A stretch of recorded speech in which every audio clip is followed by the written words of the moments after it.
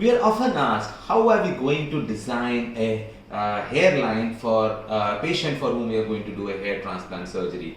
Hi, I am Dr. Arun Panda. I am a facial plastic and hair restoration surgeon, Mumbai. I'm going to show you a video wherein we have, kind of drawn a hairline for a patient for whom we are going to do 2 stages of hair transplant. Can you come closer? So he is a grade 5 alopecia patient for whom we are doing a hair transplant. So he's just cleansing up this area. We have done the marking. So if you can see here, the first line is what we are going to do the hairline. That's going to be our main hairline, and what we are going to do is, if you can see this marking, so they are going to be zigzag kind of a thing to give a natural look.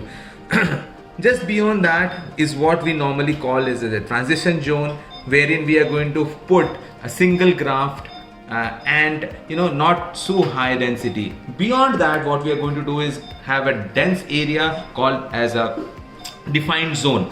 So this is going to be the transition zone and then the defined zone, and what we see here is known as the frontal tuft. Actually, the frontal tuft is what gives the maximum density. So ideally what we are going to do is we are going to have dense packing in the frontal tuft area and the defined zone area, and we're also going to give some zigzag patterns to give a natural look to the hairline. So that is how we define or we design the hairline to give a natural look. Again, it all depends upon the patient's face. We can make it U-shaped, we can make it flatter, we can make something called as a widow's peak kind of a thing. It all depends on the patient, what he wants or what he desires.